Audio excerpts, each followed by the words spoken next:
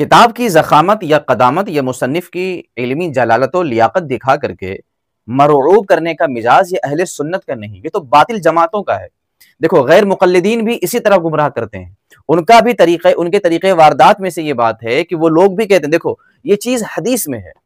اب تم بتاؤ امام اعظم کی بات مانو گے کہ امام بخاری کی مانو گے؟ تم بتاؤ حدیث مانو گے یا کسی امام کی بات مانو گے؟ تو کتاب کی ضخامت، کتاب کی قدامت اور مصنف کی علمی جلالت کو دکھا کر یہ طریقہ باطل کا ہے کہ وہ مرعوب کرتے ہیں۔ اہل سنت اس کا جواب اسی طرز پہ دیتے ہیں کہ کتاب میں ہونا اپنی جگہ ہے اور اس کا حق و صحیح ہونا یہ اپنی جگہ ہے۔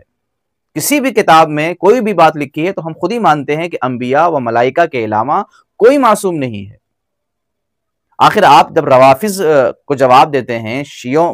کے اعتراضات کا جواب دیتے ہیں، تو آپ کو معلوم ہے شیعہ ہماری کتابوں سے کچھ اعتراضات لاتے ہیں، تو اس کے جواب میں ہمارا بھی یہی کہنا ہوتا ہے کہ کتابوں میں لکھا ہونا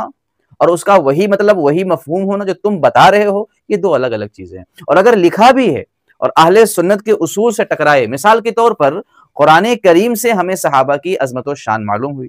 قرآن کریم سب سے اعلیٰ درجے کی کتاب،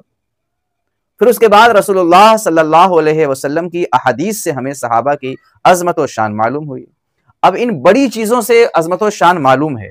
تو اب اگر تاریخ و سیر کی کتابوں میں ہمیں ہزاروں باتیں مل جائیں،